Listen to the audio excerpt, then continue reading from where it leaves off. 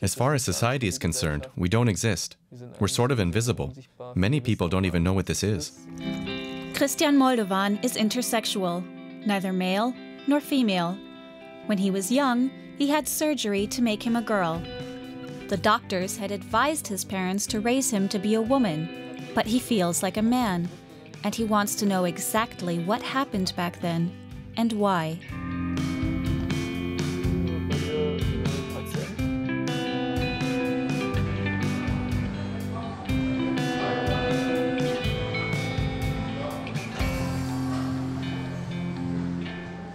Christian's gender isn't clearly defined, but he wants to be seen as a man. He works out at a fitness studio almost every day. Hey, servus. Hey. Kann ich kurz Butterfly machen? Can I use the butterfly machine? Okay, danke. The surgical reconstruction to make Christian a girl made his self-esteem plummet. So, Fitness bedeutet mir deshalb sehr viel. Fitness means so much to me, because for a long time, until puberty actually, I hated myself. I never accepted myself, and it was only with the help of weight training and fitness that I learned to love myself. Now it's like an addiction. I really enjoy it. As a kid, I had so many idols. I saw Arnold Schwarzenegger in a magazine and all the movie stars, Sylvester Stallone and so on.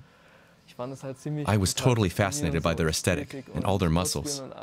And I thought to myself, hey, I'd like that for myself. Just imagine getting bullied, teased, and even beaten as a child. You lose respect for yourself. It went on like that up to a certain age. I've been doing this for 6 years now, 4 years consistently, and it's really taken a long time. I'm no Arnold Schwarzenegger, but my life's dream would be to compete on stage one day.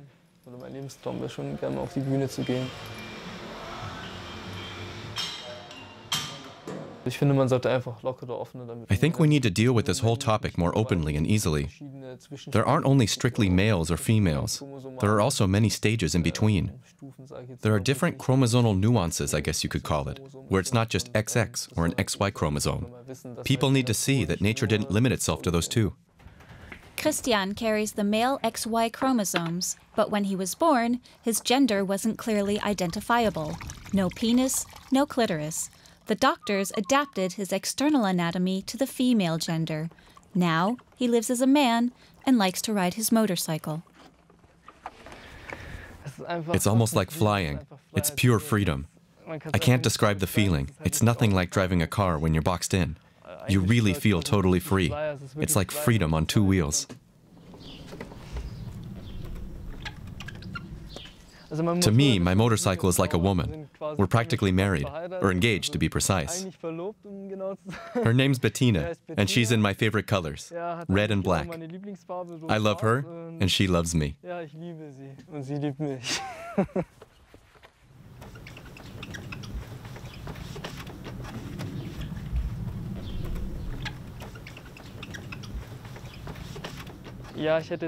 Sure, I'd love to have a proper family, with a wife and kids and grandkids and everything that goes along with it. Who wouldn't like to see a mini version of themselves? But sadly I can't, because of that operation back then. That really makes me furious. They destroyed my life. But why? That's what Christian wants to know. Why did the doctors turn him into a girl when he was only 1 year old? He calls the surgeon who performed the operation. Hi, this is Mr. Moldovan asking for Dr. I used to be a patient of hers, and I'd like to make an appointment with her to talk. Christian lives with his parents near Stuttgart. This is the first time in 28 years they've ever talked about what really happened back then when he was born. His mama wanted to know if it was a boy or a girl, and the doctor just said, "We don't know." And I said, "What do you mean you don't know? That can't be." He said they couldn't tell yet. It could be one or the other. It could be a boy, because he has male sex organs, but it could be a girl, because the organs are not external. They just didn't know. They'd have to have the baby examined further.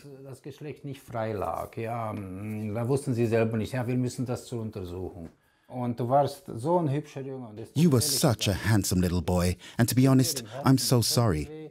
It pains me to this day that I gave my consent. If only our doctor had said, leave the boy the way he is. But I consented. They cut you up. It's my fault, and I'll take that to the grave. I'm sorry about it now. The doctor promised us you'd grow up to be a happy girl. She guaranteed it. Du wirst ein glückliches Mädchen, hat sie gesagt, und das garantiere ich Ihnen. Und dann And then, when you were 13, we discovered what they told us in the reports wasn't right at all. But they were the ones who had operated on you. How could I have known? All I could see was what they'd written down. The report said a vagina was present, but no womb. Later, they realized it was the prostate gland, not a vagina. Now, imagine I'd consented to what else they wanted to do. They wanted to expand the vagina with this device. If they'd done that with your urethra, you might have been dead by now. Hätten Sie die Harnröhre, wärst du schon längst tot gewesen wahrscheinlich. When he was just a year old, Christian was operated on by a doctor in Tübingen. Now she works in Ulm. I'm going to the clinic in Ulm. It's actually a children's clinic, but that's where the doctor who operated on me works, the one who messed up my life.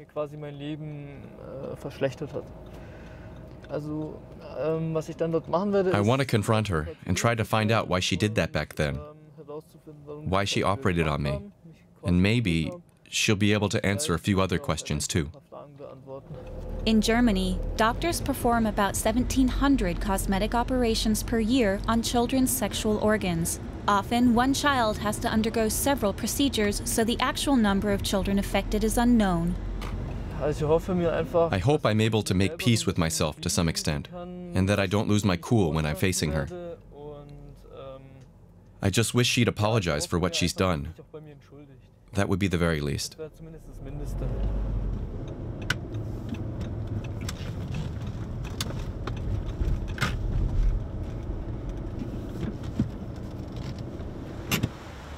We weren't allowed to film the conversation between Christian and his former doctor for, quote, various reasons, we were told. The surgeon also refused to respond to the questions we submitted in writing. After 2 hours, Christian re-emerges from the clinic. I'm not happy at all with the way the conversation went. I didn't feel comfortable, and she didn't really answer all my questions, especially not the question why. All she said was things like, well, that's just how things were back then, or that's how we practiced medicine back then. We couldn't do anything about it. But that just sounds like an excuse to me. It doesn't justify her actions against me at that time. But one good thing was that she at least apologized to me. I thought that was great. I wouldn't have thought she'd apologize to me just like that. But she remained very professional and cool. She didn't respond emotionally. She did say she could relate to my situation. But for me personally, that didn't really come across.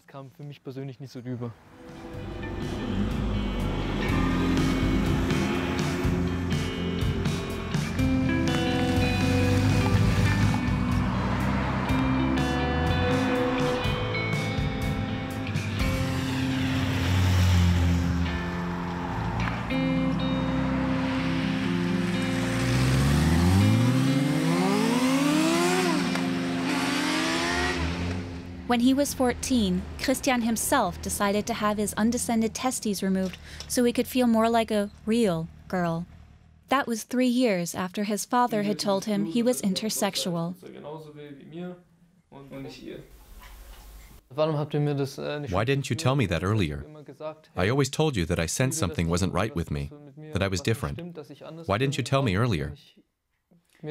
Because they told us to raise you as a girl. We didn't know how, so we just tried our best. We didn't want to confront you with those thoughts or make you sad, but it was pretty hard on your brother. He was embarrassed to explain to his friends the way things really were. His friends would have just laughed at him. It was hard on him too. That's how it was for me, too. Yes, it was hard. I kept asking myself what my classmates would say. That's why I chose to have my testicles cut out. I didn't want to stand out. I just wanted to be normal and fit in. And I thought I'd fit in if I just stuck with the identity the doctors had assigned to me back then. Yes, but it's your life. You have to think positively. Others have it much harder. I almost jumped off the bridge back then, in 7th grade. I just couldn't go on. We've always had our problems, been sad, had our fights. We could tell that you weren't developing like a real girl. Your problem was you didn't tell any of the family. It was a taboo and we were ashamed. We were ashamed, period. So you were ashamed of me, of the way I am. Not of you. We were ashamed that... We wanted to protect you. Because in your world, your society, that wasn't healthy. In our day, you just didn't talk about those things, the way you do today about everything. I didn't want them to make fun of you. They did anyway, whether they knew about it or not. They made fun of me anyway. And they hit me, they teased me, and they humiliated me. Yes, that was a mistake. I just bottled it up inside and didn't say anything, and that made things even worse. We made a mistake. And if you had said anything at that time... But there were always people who would have understood you. Not just today, back then too. Back then too, but we were wrong. Are you blaming me and your mother for the decisions we made back then? When I was younger, I did. I couldn't stop asking myself why you would make that decision. As I got older, I realized it hurts you as much as it hurts me, and pointing the finger doesn't get us anywhere. It just breeds more resentment. I know you couldn't have helped it. If anyone is to blame, it's the doctors. But I don't blame you anymore. Und nee, ich mache euch eigentlich keine Vorwürfe mehr.